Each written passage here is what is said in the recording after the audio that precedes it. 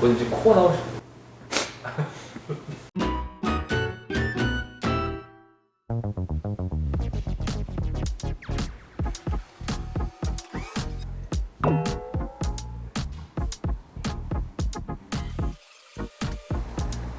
그러고 뭐 다른 뭐 문제는 없을 것 같은데요? 아, 네, 다시 전화 주시고 문제 있으면 다시 그렇게 해주세요. 네. 네, 안녕하세요. 어떻게 잘 지내셨습니까? 아이고, 요새 뭐 네. 그냥 잘 지내고 있습니다. 네. 요즘 좀 어떠세요? 요즘은 코로나가 많이 죽었습니다. 아, 이러다가 굶어 죽는 게 아닌가 모르겠네요, 진짜. 네. 원장님께 좀 알려주실 만한 그런 약간 질환에 대해서 조금 소개해 주신다 그래가지고 제가 왔거든요. 아, 감사합니다. 오늘은 이제 환절기가 되니까 알러지성 비염에 대해서 좀 더 자세하게, 좀 더 심도 있게 이야기를 좀 해드리도록 하겠습니다. 몇 시까지 오늘 근무하시는 건가요? 오늘 원래 2시까지인데 뭐 환자들 오시면 언제든지 환영! 아, 지금 뭐 들고 계신 건? 아, 대본. 아, 대본입니다.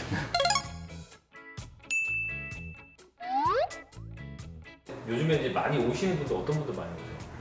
요즘 어지럼증 환자 좀 늘었고요. 알러지 비염 환자 많이 늘었습니다.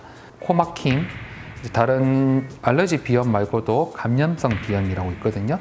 코가 좀 뻑뻑해지고 그리고 목이 아프다 하시는 분, 그런 분들도 정말 많이 늘었고요. 아무래도 환절기다 보니까 기온차가 많이 나가지고 그러신 분들이 좀 많은 추세입니다. 보통 이제 저희한테 오시는 분들 중에서 코가 가려워요. 그리고 콧물이 수도꼭지 튼 것처럼 나와요. 재채기를 하여 코 막혀요. 이런 환자들이 많습니다. 그런 환자들 특히 환절기에 있을 때 환절기마다 이런 증상을 반복하시는 분들이 있거든요. 이런 사람들이 이제 알러지 비염을 이제 생각을 해볼 수 있습니다. 알러지는 이제 우리가 꽃가루, 곰팡이, 그리고 이제 우리 침대나 이불 속에 있는 진먼지, 진드기 이런 것들로 인하여서 우리 몸이 반응을 일으켜서 염증을 일으키게 되는 겁니다. 지금철에는 이제 코 간지러움, 그리고 눈 간지러움, 어떤 사람들은 귀 간지러움도 호소하시기도 합니다. 이 염증이라는 거는 이제 염증 세포에서 이제 염증 매개 물질이 나오는 건데 알러지 반응도 하나의 염증이라고 볼 수도 있습니다. 유전 같은 건 아니죠, 이게? 유전도 있어요. 네, 유전도 있습니다. 가족력. 예, 가족력도, 예, 왜냐하면 알러지이기 때문에 이게 가족력이 좀 있습니다. 항히스타민제라고 우리가 알러지 비염에 대한 약들 중에서 하나입니다. 정말 좋은 약 맞습니다.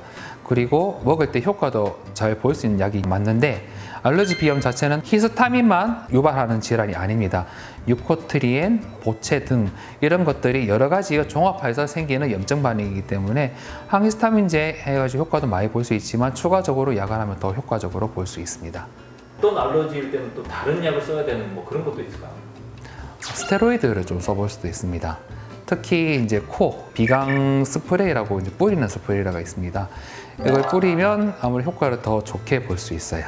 말고 뭐 다른 것도 뭐 이렇게 약을 먹어도 되는 건가요? 아니면 다른 것도 먹어도 됩니다.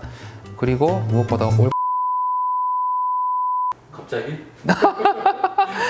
먹고 살아야죠. 사실 증상만 해도 판단을 해서 약을 처방할 수 있고 간편하게 할 수도 있습니다. 그런데 피 검사를 하면 더욱더 잘 알 수 있는 것들이 흔히 이제 마스트라고 하는 이제 피 검사가 있습니다. IgE라는 이제 항체가 있습니다. 그걸 보면서 알러지 경량이 얼마나 높은지 볼 수 있습니다. 그리고 또 다른 하나 검사는 피부 단자 검사라고 하여서 우리가 이렇게 피부 안에서 이렇게 항원을 하나씩 조금씩 넣어보는 검사가 있거든요. 20분에서 30분 지난 뒤에 얼마나 올라오는지 그거를 보고 이제 어떤 항원에 대해서 이게 알러지가 있구나 이렇게 검사를 해볼 수도 있는데 이거는 정확하게 검사를 하는 것이지 사실 증상만 해도 보통은 잘 약을 처방하기도 합니다. 비용이 많이 드나요? 본인 부담금은 한 3만 원 정도 드는 걸로 알고 있습니다.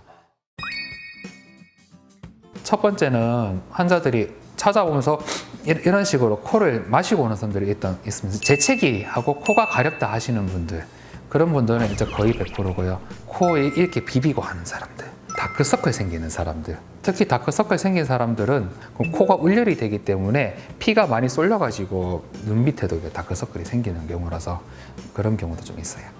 과학적으로 그게 또 과학적이죠, 이거는.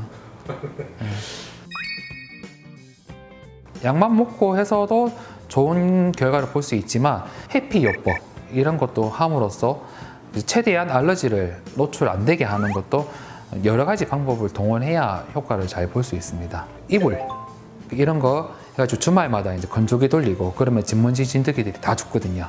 그렇게 아니면 헤파 필터를 쓴다거나 그 바깥에 나갈 때 마스크를 쓴다거나 바깥 외출을 좀 자제한다거나 그렇게 해가지고 알러지를 좀 줄이는 방법들이 있습니다. 코를 좀 이렇게 제대로 좀 풀 수 있는 방법을 좀 원장님께서 알고 계신다는 얘기를 소문을 듣고 왔는데. 맛집 찾아오셨네요. 사실 코 안 푸는 것보다는 코 푸는 게 낫습니다.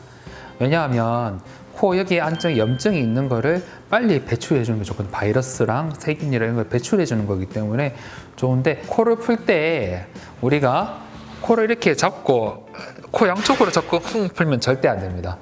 그렇게 되면 양쪽에 특히 막히는 곳에 코를 풀어버리면 귀 쪽으로 이제 가기 때문에 이게 고막이 이제 다칠 수도 있고 그렇기 때문에 꼭 한쪽으로 이제 한쪽으로 이렇게 풀어주는 것이 좋습니다. 뭔지 코가 나오시.